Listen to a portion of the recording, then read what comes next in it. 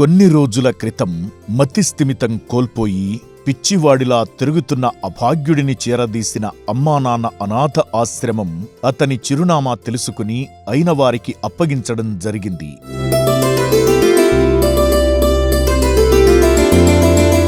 పూర్తి వివరాల్లోకి వెళితే ఇతని పేరు భరత్. నేపాలీ ఛాయలున్న ఇతను హైదరాబాద్ మలక్పేటలోని అన్వర్ ఖాన్ అనే పాత సామాన్ల వ్యాపారి దగ్గర పనిచేస్తూ జీవనం కొనసాగించేవాడు. దుకాణ యజమాని తప్ప తనకంటూ ఎవరూ లేని భరత్ మతిస్థిమితం కోల్పోయి కొన్ని రోజుల క్రితం బయటికొచ్చేశాడు.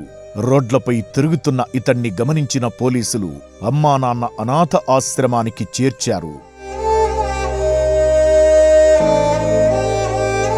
ఆశ్రమంలోని వైద్యశాలలో చికిత్స తీసుకోవడం ద్వారా మామూలు మనిషిగా మారాడు.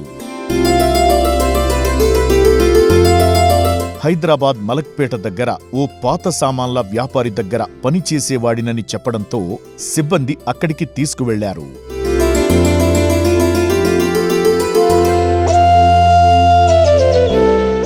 భరత్ని గుర్తుపట్టిన దుకాణ యజమాని అన్వర్ ఇతను తన దగ్గరే పనిచేసేవాడని మంచివాడని చెప్పాడు.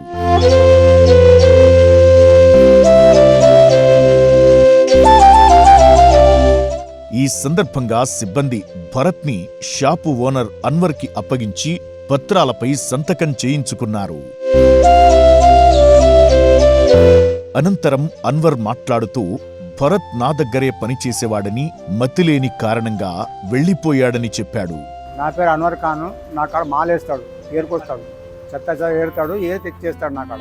మరో అభాగ్యుడిని అయిన వారికి అప్పగించిన అమ్మానాన్న అనాథాశ్రమం